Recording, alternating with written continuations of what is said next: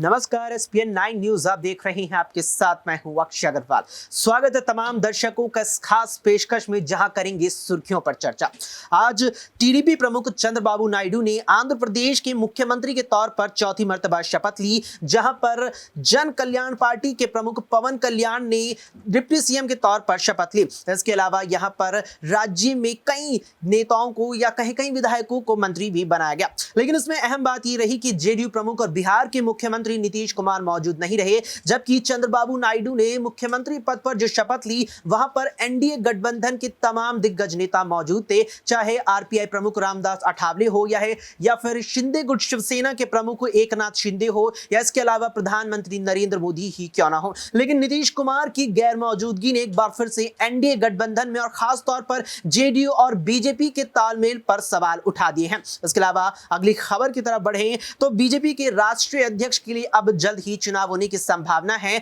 बताते चलें कि जेपी नड्डा वर्तमान में अपना दूसरे कार्यकाल निभा रही हैं, लेकिन आम चुनावों में जिस प्रकार से भाजपा को बड़ा झटका लगा है, उसके बाद माना जा रहा है कि दूसरा कार्यकाल जेपी नड्डा का पूरा शायद ना हो, उससे पहले ही नया राष्ट्रीय अध्यक्ष देश भर को देखने को मिल जाए। इसके अलावा बात की जाए तो महाराष्ट्र के मुख्यमंत्री एकनाथ शिंदे ने एक बयान में कहा है कि 400 पार का नारा आम चुनावों में एनडीए को भारी पड़ गया, क्योंकि इस 400 पार के नारे को विपक्ष ने अपने लिए बड़ा हथियार अपनी एनडीए के खिलाफ इस प्रकार से बनाया कि 400 पार सीटें आते ही भारतीय जनता पार्टी संविधान में संशोधन कर आरक्षण खत्म कर देगी। यानी कुल मिलाकर के बीजेपी को आम चुनावों में जब बड़ा झटका लगा है, तो अब सहयोगी दल भी यहां पर 400 पार के नारे पर सवाल उठाते नजर आ रहे हैं। इसके अलावा अगली खबर, बड़ी खबर यह है कि सांसद कन्नौज से जैसे ही अखिलेश यादव बने, यानी आम चुनावों में कन्नौज से अखिलेश यादव ने चुनाव जीत करके यहां सदन का रास्ता तय कर लिया, और उसके बाद से लगातार ये सवाल उठ रहे थे कि अखिलेश यादव क्या अब दिल्ली जाएंगे या प्रदेश की राजनीति में सक्रिय रहेंगे, जिसका जवाब अखिलेश यादव ने बुधवार को अपनी करहल विधानसभा सीट से इस्तीफा देकर के दे दिया है। बता दें कि 2022 के उत्तर प्रदेश के विधानसभा चुनावों में अखिलेश यादव ने करहल सीट से चुनाव लड़ा और जीत भी हासिल की थी, लेकिन इनाम चुनावों में उन्होंने कन्नौज सीट से चुनाव जीतकर अपने सांसद के तौर पर एक बार फिर से पहचान बनाई। और नियमों के मुताबिक जिस प्रकार से एक विधायक को जब सांसदी यहां मिल जाती है या सांसदी का चुनाव वो जीत जाता है, तो अगले 15 दिनों के भीतर एक किसी भी अपनी सदस्यता से इस्तीफा देना होता है। लिहाजा अखिलेश यादव ने करहल विधानसभा सीट से इस्तीफा दे दिया है, जिसके बाद जल्द ही अब करहल विधानसभा सीट पर उपचुनाव होते नजर आएंगे। इसके अलावा बात करें अगर शिवराज सिंह चौहान को लेकर के, जिस प्रकार से केंद्र में कृषि मंत्री उन्हें बनाया गया है, इस दौरान ही एक इंटरव्यू में उनसे सवाल किया गया कि आप दोबारा से मध्य प्रदेश का मुख्यमंत्री बनना पसंद करेंगे या केंद्र में कृषि मंत्री बनकर ही अपनी भूमिका अदा करेंगे। इस पर शिवराज सिंह चौहान साफ तौर पर कहते नजर आए कि बीजेपी मेरी पार्टी और मेरे आला कमान के नेता जो कुछ भी मुझे जिम्मेदारी देंगे, मैं उसको बखूबी यहां करने की कोशिश करूंगा। इसके अलावा अब इन तमाम खबरों में जो सबसे बड़ी और सबसे चर्चाओं में रही, वो थी बुधवार को चंद्रबाबू नायडू के शपथ ग्रहण समारोह की। जिस प्रकार से टीडीपी ने पूर्ण बहुमत हासिल करते हुए आंध्र प्रदेश की सत्ता तक का रास्ता तय कर लिया है, जिसमें जन कल्याण पार्टी भी 21 सीटों के साथ प्रदेश में दूसरी सबसे बड़ी पार्टी बनी, और पार्टी के प्रमुख और सुपरस्टार पवन कल्याण ने डिप्टी सीएम के तौर पर शपथ ली। तो वहीं चंद्रबाबू नायडू ने चौथी मर्तबा आंध्र प्रदेश के मुख्यमंत्री के तौर पर शपथ ग्रहण करी। लेकिन इस पूरे शपथ ग्रहण समारोह में सबसे ज्यादा चर्चा रही नीतीश कुमार की। एनडीए गठबंधन के तहत जिस तरीके से नीतीश कुमार ने बिहार की 16 सीटों पर भारतीय जनता पार्टी के साथ मिलकर चुनाव लड़ा और 12 पर जीत भी हासिल की, उसके बाद एनडीए के साथ मिलकर, या कहें कि बीजेपी तो पूर्ण बहुमत के आंकड़े से पीछे रह गई, लेकिन सहयोगी दलों के साथ मिलकर एनडीए गठबंधन 272 का जादुई आंकड़ा देश भर में पार करने में कामयाब रहा। और उसके बाद यह सवाल उठ रहा था कि अब यहां पर मंत्रिमंडल का कैबिनेट में गठन किस प्रकार से होगा, और उसका निष्कर्ष निकाला। पहले तो विचार निकल कर आया कि 4 सांसद जो सहयोगी दल के हैं, 4 सांसदों पर एक कैबिनेट मंत्री यहां पर दिया जाएगा, लेकिन उसके भी बाद यहां पर महज 2 ही मंत्री शामिल कराए गए हैं कैबिनेट में, या कहीं 2 ही सांसद कैबिनेट और राज्य मंत्री के तौर पर शामिल कराए गए हैं, चाहे टीडीपी हो या फिर जेडीयू हो।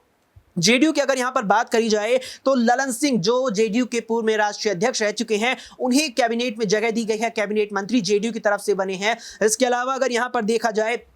तो रामनाथ ठाकुर को, जो एक और सांसद अब की बार बने हैं जेडीयू की तरफ से, उन्हें केंद्रीय राज्य मंत्री नियुक्त किया गया है। बता दें कि बिहार के जननायक, बिहार के सबसे बड़े दिग्गज नेता और पूर्व में मुख्यमंत्री रहे कर्पूरी ठाकुर के बेटे रामनाथ ठाकुर को भारतीय जनता पार्टी नेतृत्व वाली एनडीए गठबंधन की सरकार में केंद्रीय राज्य मंत्री नियुक्त किया गया है। इसके अलावा एनडीए गठबंधन में भाजपा के बाद दूसरी सबसे बड़ी पार्टी टीडीपी, जिसके खाते में 16 सीटें आई, उसकी तरफ से भी 2 ही सांसदों को मंत्रिमंडल शामिल किया गया है, जहां पर राम मोहन नायडू को कैबिनेट मंत्री बनाया गया है। इसके अलावा चंद्रशेखर पेमासानी को केंद्रीय राज्य मंत्री नियुक्त किया गया है। लेकिन अब इस पूरे यहां पर सियासी घटनाक्रम के बाद चंद्रबाबू नायडू का बुधवार को जो शपथ ग्रहण समारोह देखने को मिला, उसमें नीतीश कुमार की भूमिका पर फिर से सवाल उठ खड़े होने शुरू हुए हैं, क्योंकि जिस प्रकार से नीतीश कुमार ने इस साल के 28 जनवरी को एनडीए गठबंधन में वापसी करते हुए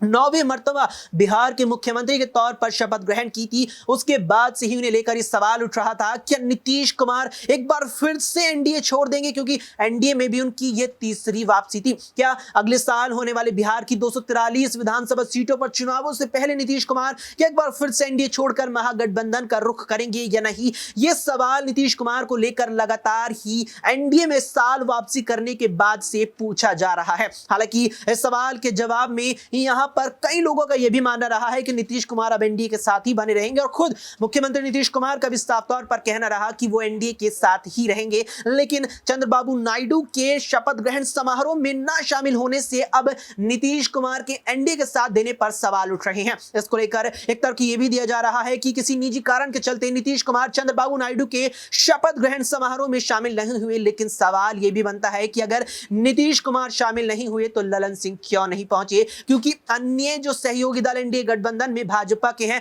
उनके प्रमुखों ने भी चंद्रबाबू नायडू के शपथ ग्रहण में शिरकत कर एनडीए की एकता के लिए एक बड़ा संदेश विपक्ष को देने की कोशिश की है। लेकिन अब नीतीश कुमार की गैर मौजूदगी ने कहीं ना कहीं एनडीए गठबंधन की इस मजबूती पर सवाल उठा दिए हैं।